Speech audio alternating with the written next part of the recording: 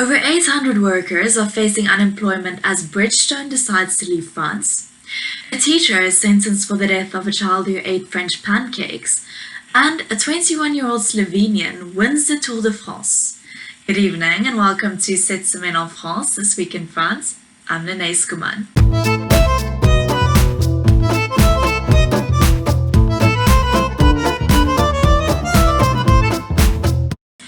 The Japanese tire company Bridgestone on Wednesday announced their plans to close its 60-year-old factory in Béthune in the north of France by the beginning of next year. Today, government ministers and union leaders held an urgent meeting with the company's directors in order to save the 863 jobs. But Bridgestone insisted the only way to solve its overproduction problem in Europe would be to close the plant in France. A recent study has shown that 2.4 million French people, or 3.5% of the population, have downloaded the Stop COVID Tracing app, but that over 700,000 of them have deleted it since. As COVID-19 cases are soaring again, 50 French departments have now been marked as red zones, with Belgium announcing it would close its borders to people from the north of France. The French Minister of Foreign Affairs announced a 50% drop in tourism compared to the first semester of 2019.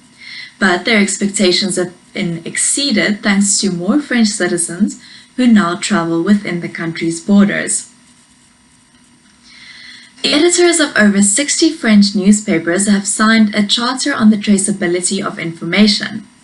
To ensure transparency and to allow readers to go back to the initial story, the publications have pledged to cite the original source of any piece of information with links to the original article if published by another newspaper. A 59-year-old teacher was found guilty of manslaughter and was given a 12-month suspended sentence on Tuesday. In 2018, she gave a 6-year-old learner with a known milk allergy 2 crêpes on Carnival Day at school. The boy died from anaphylactic shock on his way home later that day. The 21-year-old Slovenian Tadej Pogačar is the youngest winner of the Tour de France since 1904.